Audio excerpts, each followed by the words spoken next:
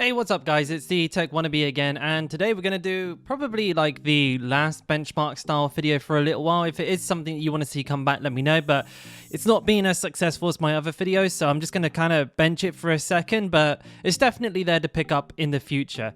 Just a couple of notes before we jump into the game. As always, I just want to let you guys know that I'm actually recording this on the same computer, so there will be a slight FPS hit based on, it being the NVMe encoder that's actually on the graphics card, but it'll be very small, if at all anything. So a couple of frames at best are being lost by recording it on this computer. And my specs, even though they're in the title, just to go over them real quick, is a Ryzen 9 5950X and an RTX 3090. The full spec sheet will be down in the description down below.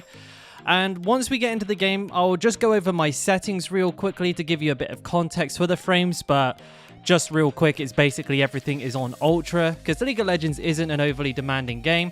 And we'll talk about how this aspect ratio actually in this game is not only just supported very well, but is also, in my opinion, a very unfair advantage to have. So perhaps for someone with a lot of money to burn and really wants like every edge they can get in League of Legends, this could potentially be a route for you to take. Anyways, I'm going to shut up now and go into the game.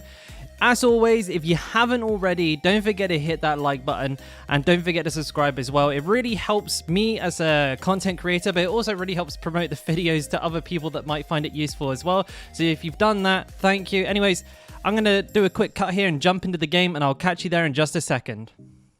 Okay, and here we are. So as you can see, I have all of my settings on very high.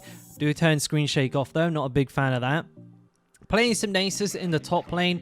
Now, as I'm speaking, I'll leave this on in the early game just so you can see the frames to this. Then I will cut to the end game and the last team fight preceding it, so you can get like a worst case scenario for the frames.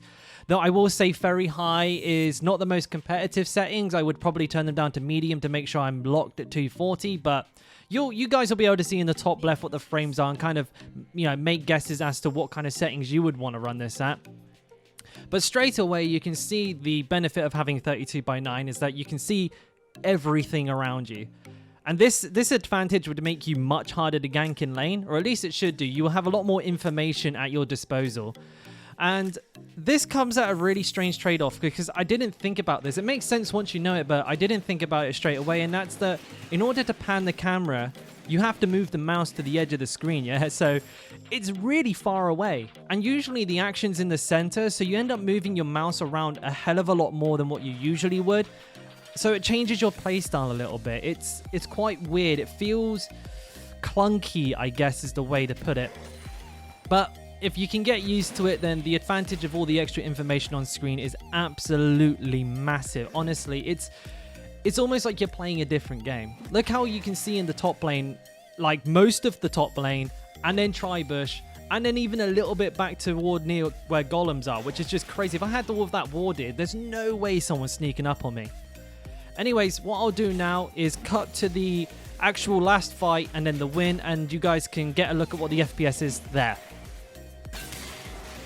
And this is the last fight. You will see some dips down to about 170, but again, like I said, these aren't the most competitive settings. Turning these down will probably keep you well above 200.